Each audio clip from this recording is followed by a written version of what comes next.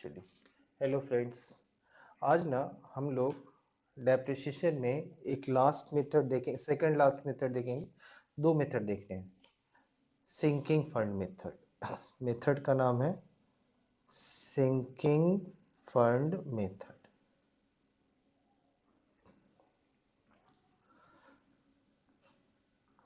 देखो, हर मेथड का स्पेसिफिक कहीं ना कहीं यूज है। मैंने आपको बताया भी था, हर मेथड का कहीं ना कहीं स्पेसिफिक यूज है। तो इस मेथड का यूज हम करते हैं रिप्लेसमेंट ऑफ फिक्स्ड एसेट्स के केस में। इस मेथड्स का यूज करते हैं रिप्लेसमेंट ऑफ फिक्स्ड एसेट के केस में। इसका मतलब है कि मान लो किसी एसेट्स की कॉस्ट है 1,00,000 रुपए और एसेट्स की लाइफ है मान लीजिए 5 साल, और मान लो उस एसेट्स की लाइफ 5 साल है। अब 5 साल बाद मुझे फिर से उस नए एसेट्स को परचेज करना होगा। 1 2 3 4 5। At the end of 5th year मुझे फिर से उस एसेट्स को परचेज करना होगा और मुझे ना फिर से 1,00,000 रुपए इन्वेस्ट करने होंगे उस एसेट्स के परचेज करने के लिए। तो हम क्या करते हैं इस मेथड में, हर साल कुछ ना कुछ अमाउंट हम इन्वेस्ट करते जाते हैं, कुछ ना कुछ अमाउंट इन्वेस्ट करते जाते हैं। तो पहले हम क्या करते हैं कि फर्स्ट ईयर के लास्ट में हम पहला काम करते हैं, फंड जनरेट करते हैं और उस फंड को जाके हम मार्केट में इन्वेस्ट करते हैं। सेकेंड ईयर के लास्ट में क्या होगा? सेकेंड ईयर के लास्ट में देखो, अब देखो यहाँ पे इन्वेस्ट किए हो तो सेकेंड ईयर के लास्ट में पहला काम मुझे इंटरेस्ट मिलेगा इंटरेस्ट। उसके बाद दूसरा काम तो करना ही करना है। क्या करना है? फंड जनरेट करना है। और तीसरा काम करना है कि हमें उस पैसे को इन्वेस्ट करना है। अब हम यहाँ जो इन्वेस्ट होगा ना, जो इन्वेस्टमेंट करेंगे ना, ये ना फंड प्लस इंटरेस्ट के बराबर अमाउंट को हम इन्वेस्ट करेंगे। अब और तीसरे साल ध्यान से समझना। तीसरे साल क्या होगा? इंटरेस्ट मिलेगा क्योंकि मैंने पिछले साल इन्वेस्टमेंट की थी। फंड जनरेट करेंगे और उस इंटरेस्ट और फंड को जाके हम मार्केट में इन्वेस्ट करें, यानी कि सेम प्रोसेस होगा। चौथे साल देखिए, चौथे साल भी क्या होगा? हमें इंटरेस्ट मिलेगा क्योंकि फंड इन्वेस्ट किया था, पैसे इन्वेस्ट किए थे और इंटरेस्ट मिलेगा। फंड जनरेट करेंगे और उस पैसे को जाके हम मार्केट में इन्वेस्ट करेंगे। यानी कि यहाँ पे मैं अगर फर्स्ट ईयर लिखूं, यहाँ पे सेकेंड ईयर, यहाँ पे थर्ड ईयर, यहाँ पे फोर्थ ईयर, यहाँ पे फिफ्थ ईयर। तो फर्स्ट ईयर सिर्फ दो बातें होंगी, फंड जनरेट करेंगे, इन्वेस्ट करेंगे। Second year and third year and fourth year except last year क्या होगा? इंटरेस्ट मिलेगा, फंड जनरेट करेंगे, इन्वेस्ट करेंगे। Second year, third year, fourth year के एंड में यही काम करेंगे। लेकिन देखो फिफ्थ ईयर के एंड में क्या होगा? फिफ्थ ईयर के एंड में पहला काम तो हमें इंटरेस्ट मिलेगा। दूसरा काम, हम फंड जनरेट करेंगे ही करेंगे। अब यहाँ से फर्क होगा, हम इन्वेस्टमेंट को परचेज नहीं करके, पैसे मार्केट में इन्वेस्ट नहीं करके, जो मेरा इन्वेस्टमेंट है उसे हम सेल करेंगे। तो नेक्स्ट स्टेप होगा सेल ऑफ इन्वेस्टमेंट। और उसके बाद अगर हम इन्वेस्टमेंट को सेल करते हैं तो हमें प्रॉफिट या loss on sale of investment होगा। प्रॉफिट और loss on sale of investment होगा। और उसके बाद क्या होगा? जो भी मेरा एसेट्स का स्क्रैप होगा at the end of fifth year, उसे हम सेल करेंगे और सेल ऑफ स्क्रैप करेंगे और उसके बाद जाके नया एसेट्स परचेज कर लेंगे। तो मेरी बात को सुनो। First year, at the end of first year हम फंड जनरेट करेंगे और इन्वेस्ट करेंगे। At the end of second year invest हुआ था, इंटरेस्ट मिलेगा और दो बातें तो होंगी ही, फंड जनरेट करेंगे और उस दोनों को मिला के हम इन्वेस्ट करेंगे। तीसरे साल इंटरेस्ट तो मिलेगा ही मिलेगा, फंड जनरेट करेंगे ही करेंगे और उस दोनों अमाउंट को मिला के इन्वेस्ट करेंगे। चौथे साल के लास्ट में इंटरेस्ट तो मिलेगा ही मिलेगा, फंड जनरेट करेंगे और उस दोनों अमाउंट को जाके इन्वेस्ट करेंगे। At the end of 5th year, मतलब मैं कह सकता हूँ at the end of last year, interest मिलेगा ही मिलेगा, फंड जनरेट करेंगे ही करेंगे, लेकिन अब हम इन्वेस्टमेंट नहीं करेंगे, जो भी मेरे पास इन्वेस्टमेंट था उसे हम बेचेंगे, यानी कि सेल ऑफ इन्वेस्टमेंट होगा। अब इन्वेस्टमेंट बेचेंगे तो प्रॉफिट या लॉस भी हो सकता है, तो नेक्स्ट स्टेप होगा प्रॉफिट और loss on sale of investment. और 5वें साल क्या होगा, जो भी हमारी एसेट्स की स्क्रैप होगी उसे हम बेच देंगे और नए एसेट्स को परचेज करेंगे। इतनी बातें समझ में आ गई। अब इसी पे ना सारा जर्नल एंट्री बेस्ड होगा। अब इसमें कुछ बातें देखते हैं, जैसे मैंने कहा ना कि फंड जनरेट करेंगे। अब मैं आपको बता दूं, जो भी हम फंड जनरेट करते हैं, मैं आपको बता दूं, वो ना एसेट्स के डेप्रिसिएशन के बराबर हम फंड जनरेट करते हैं।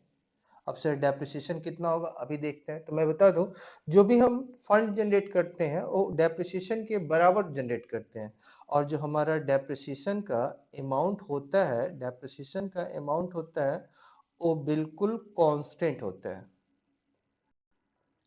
वो बिल्कुल कांस्टेंट होता है। तो मैंने दो बातें देखी, जो भी फंड जनरेट करेंगे डेप्रिसिएशन के बराबर जनरेट करेंगे, और डेप्रिसिएशन का अमाउंट जो भी होता है बिल्कुल कांस्टेंट होता है। तो मैं कह सकता हूँ कि जो भी मैं फंड क्रिएट करूंगा बिल्कुल कांस्टेंट होगा, बिल्कुल कांस्टेंट होगा। अब उस फंड को हम जाके क्या करते हैं, इन्वेस्ट करते हैं मार्केट में इन्वेस्ट करने का मतलब क्या हुआ, कोई हमने सिक्योरिटी परचेज कर ली, कहीं पैसे को इन्वेस्ट कर दिया, यानी कि हम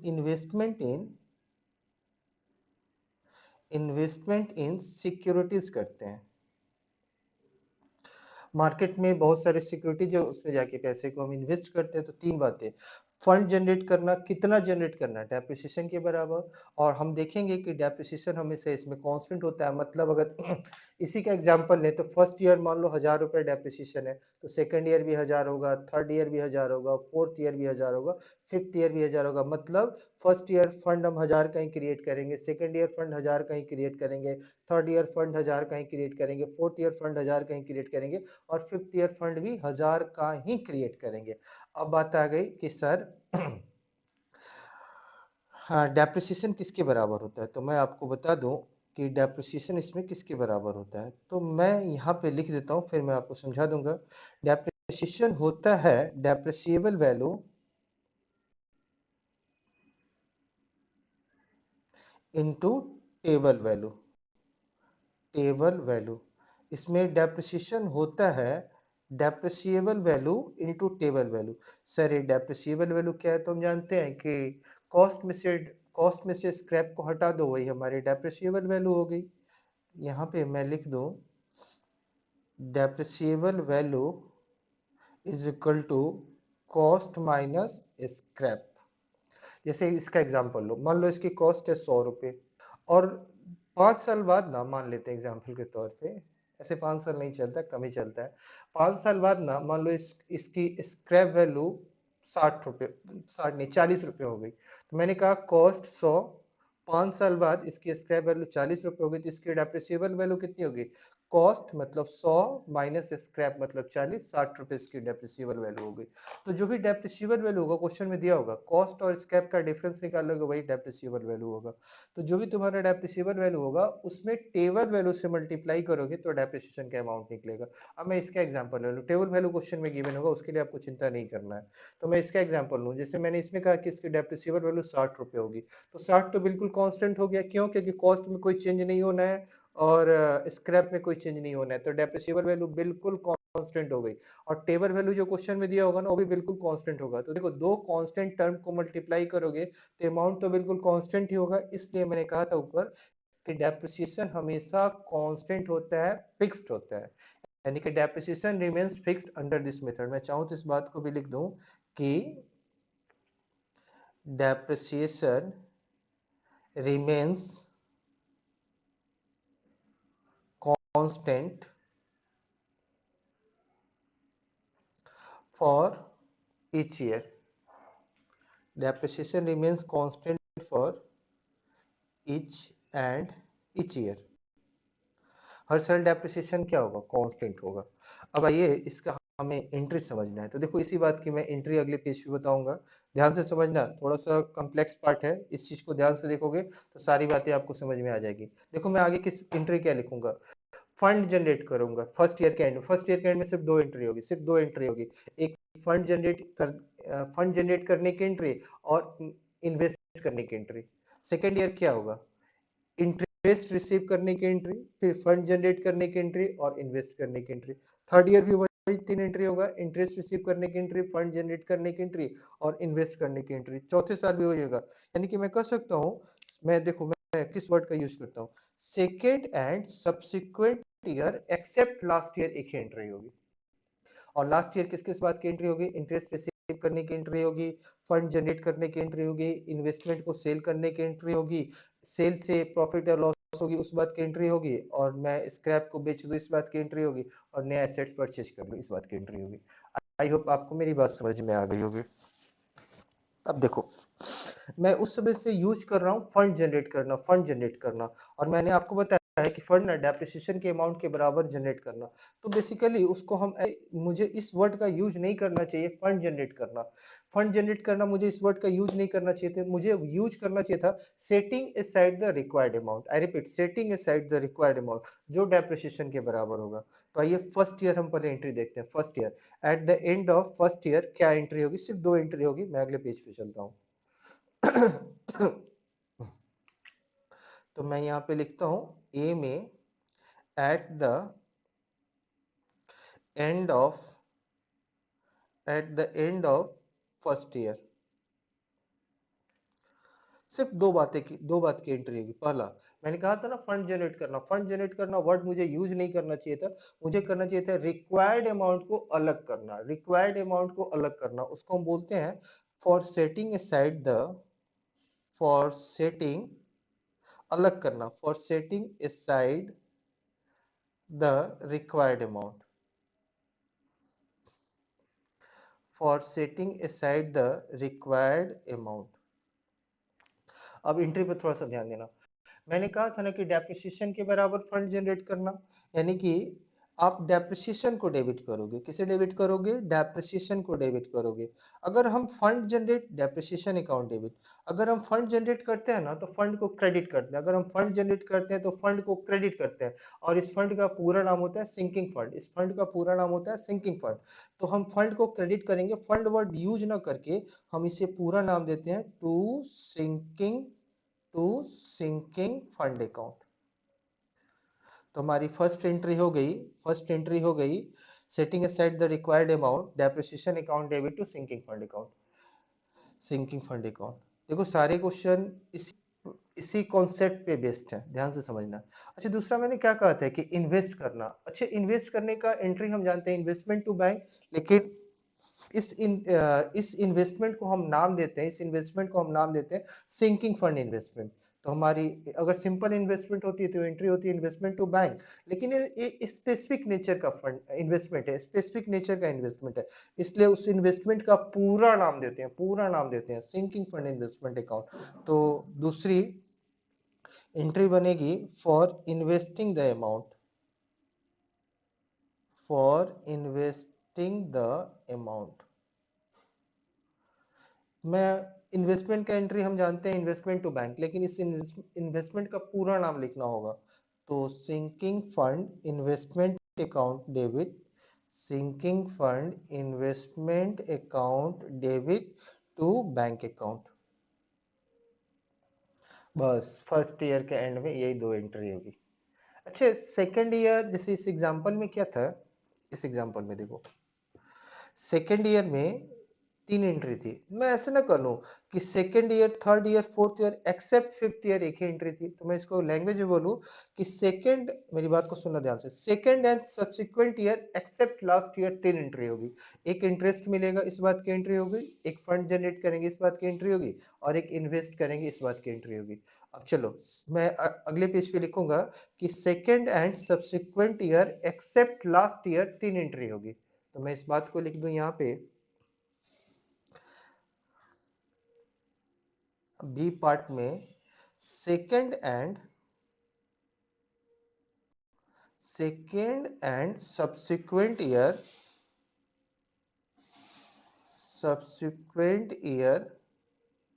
except last year अच्छा मैंने बताया था ना कि इंटरेस्ट मिलेगा, फंड जनरेट करोगे और उसे इन्वेस्ट करोगे। तो पहला होगा इंटरेस्ट मिलेगा, यानी कि for interest on investment, for interest on investment.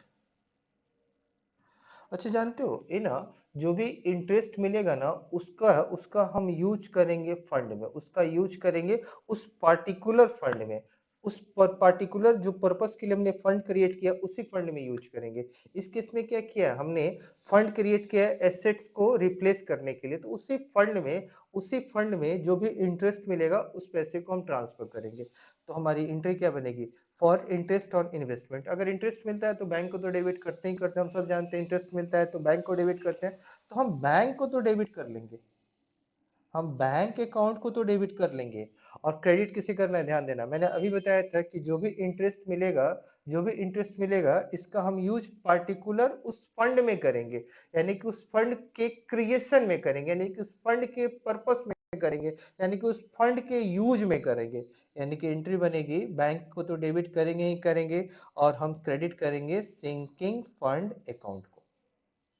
Second entry same होगा, सेकेंड एंट्री मतलब depreciation, setting aside the required amount की एंट्री सेम होगी और इन्वेस्टमेंट की एंट्री सेम होगी, ये सब हम जानते हैं। इसमें एक एक्स्ट्रा एंट्री देखना था, एक्स्ट्रा एंट्री देखना था कि इंटरेस्ट अगर रिसीव्ड होता है उस इन्वेस्टमेंट पे तो क्या एंट्री बनी। तो मैंने आपको बताया कि इंटरेस्ट रिसीव होगा तो बैंक को डेबिट करोगे, और चूंकि स्पेसिफिक फंड का इंटरेस्ट है इसलिए उस स्पेसिफिक फंड में ट्रांसफर करना, आई रिपीट स्पेसिफिक फंड का इंटरेस्ट है इसलिए उस स्पेसिफिक फंड में ट्रांसफर करना, यानी कि तुम क्रेडिट किसे कर दोगे, सिंकिंग फंड को। दूसरा देखो, दूसरा और तीसरा ये रिपीट होगा, यहाँ पे है ना, for setting aside the required amount same entry होगी, for investing the amount same entry होगी। तो मैं इस बात को लिख दूं, for setting aside the required amount, for setting aside the required amount same entry होगी। क्या एंट्री बनेगी, for setting aside the required amount जो ऊपर लिखा हुआ है, depreciation account debit, depreciation account debit to sinking fund account. Next, अब क्या करेंगे, अब क्या करेंगे जानते हो, अब क्या करेंगे, इस इंटरेस्ट को और इस रिक्वायर्ड अमाउंट जो बिल्कुल फिक्स है दोनों को जाके हम इन्वेस्ट करेंगे।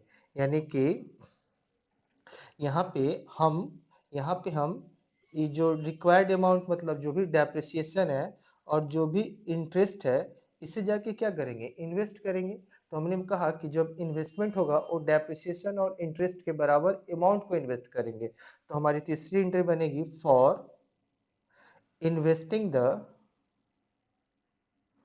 For investing the amount of for investing the amount of depreciation plus interest। हमारी इन्वेस्टमेंट की वही एंट्री बनेगी जो ऊपर हमने देखा था, sinking fund investment account debit to bank. तो हमारी एंट्री बनेगी sinking fund investment account debit, sinking fund investment account debit to bank account. I hope मेरी बात आपको समझ में आ गई होगी। अब देखो यहाँ पे मैंने कहा second and subsequent year except last year, यानी कि एक आपको काम और करना है, लास्ट ईयर की एंट्री करनी है। तो हमने देखा था लास्ट ईयर क्या क्या होगा, हमने देखा था। तो देखो लास्ट ईयर क्या होगा, इंटरेस्ट तो मिलना ही मिलना है, इसकी एंट्री तो हमने देख लिया, इंटरेस्ट तो मिलना ही मिलना है, इसकी एंट्री तो हमने देख लिया। फंड जनरेट करना ही करना है, इस बात की एंट्री हमने देख ली। अब इन्वेस्टमेंट को परचेज नहीं करेंगे, इन्वेस्टमेंट को सेल करेंगे, इस बात की एंट्री देखनी है। और इन्वेस्टमेंट को सेल करने से जो भी प्रॉफिट या लॉस होगा उस बात की एंट्री करनी है, और सेल ऑफ स्क्रैप की एंट्री करनी है, उसके बाद नए एसेट्स परचेज करेंगे, एक टॉपिक हमारा कंप्लीट हो जाएगा। तो आइए आई रिपीट, दो आई आई दो एंट्री हम लोग बिल्कुल रिपीट करेंगे, फर्स्ट और सेकंड एंट्री रिपीट करेंगे और यहाँ इन्वेस्टमेंट को बेचेंगे, इन्वेस्टमेंट को बेचेंगे, इस बात की एंट्री होगी। तो हम लोग लास्ट ईयर की एंट्री करते हैं।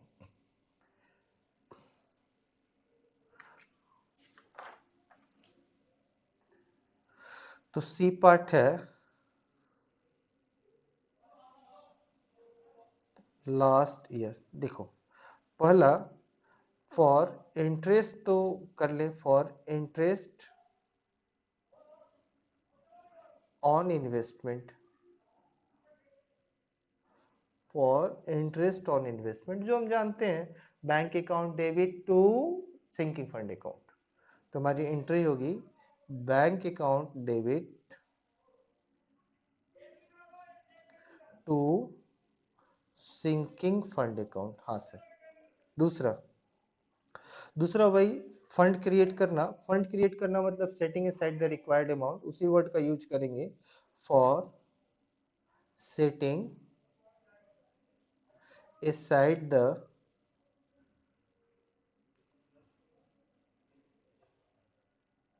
required amount, required amount। वही हुआ फंड क्रिएट करना मतलब जो यहाँ पे हमने एंट्री पास की थी depreciation account debit to sinking fund account, तो वही एंट्री हमारी बनेगी जो अभी हमने पास की थी depreciation account debit to sinking fund account, depreciation account debit to sinking fund account. तीसरा अब हम इन्वेस्टमेंट को परचेज नहीं करेंगे, इन्वेस्टमेंट को सेल करेंगे, इन्वेस्टमेंट को बेचेंगे, परचेज नहीं करेंगे। तो हमारी नेक्स्ट एंट्री बनेगी for sale of investment, investment को बेचेंगे। अच्छा अभी हमने इन्वेस्टमेंट को परचेज किया था तो एंट्री क्या थी, इन्वेस्टमेंट टू बैंक था। अब हम इन्वेस्टमेंट को बेचेंगे तो पैसा आएगा ना, तो बैंक को डेबिट करोगे, तो हमारी एंट्री बनेगी bank account debit to investment, और इन्वेस्टमेंट का पूरा नाम लिख दो सिंकिंग फंड इन्वेस्टमेंट अकाउंट। अब देखो इन्वेस्टमेंट को तो बेच दिया, इन्वेस्टमेंट को बेचने से प्रॉफिट या लॉस होगा। मान लो अगर प्रॉफिट होता है, इफ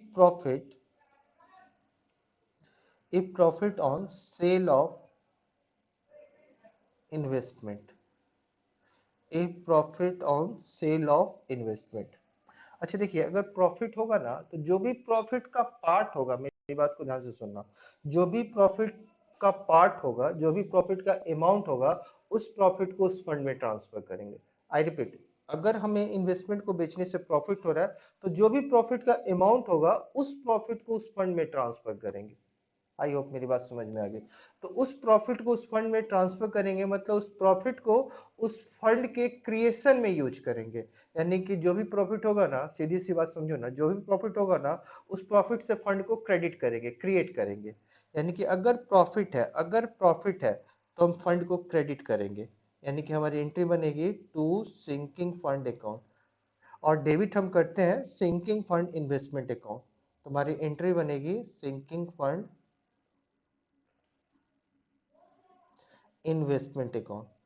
तो मैं फाइनली बता दूं, अगर प्रॉफिट हुआ तो फंड को क्रेडिट करने के काम में करो, यूज करो, यानी कि फंड को क्रेडिट करो और किसे डेबिट करो, इन्वेस्टमेंट को डेबिट करो। अगर लॉस हो जाएगा ना तो उस फंड से चार्ज करो, आई रिपीट उस फंड से चार्ज करो। चार्ज करने का मतलब फंड को डेबिट करो और इन्वेस्टमेंट को क्रेडिट करो। तो मैं सीधा सा कह सकता हूं in case of loss reverse entry will be passed.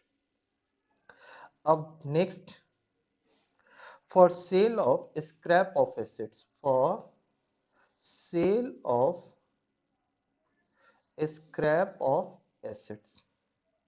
अगर जो भी स्क्रैप बचता है ना उसे आप बेचोगे तो बैंक को डेबिट करोगे, एसेट्स को क्रेडिट करोगे, तो हमारी एंट्री बनेगी bank account debit to assets account.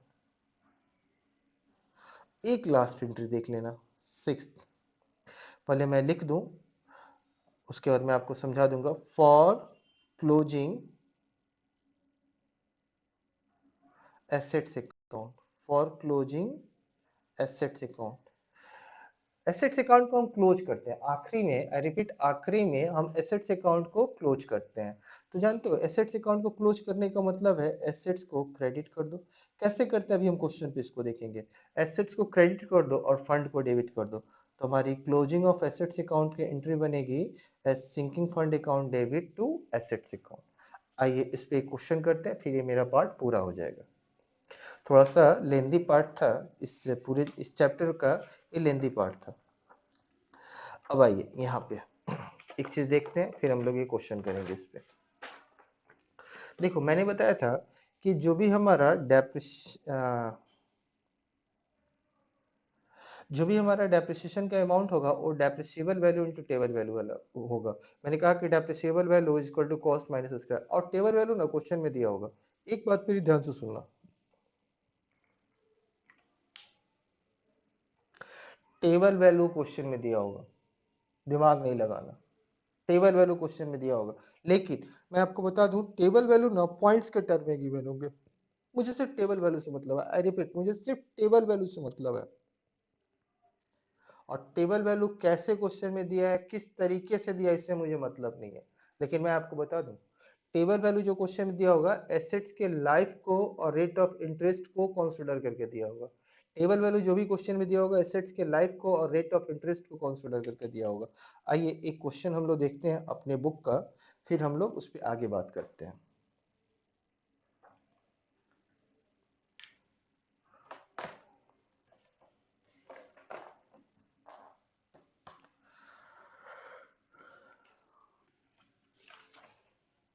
हाँ एक चीज और मैं आपको इसमें बता दूं कि इस जो हम लोगों ने अभी सिंकिंग फंड मेथड देखा था उसमें एक बात और आपको समझा दूं कि यहाँ पे लिख लो कि इस मेथड में कौन कौन से अकाउंट बनते हैं। तो यहाँ नोट करके लिखना कि under this method we prepare,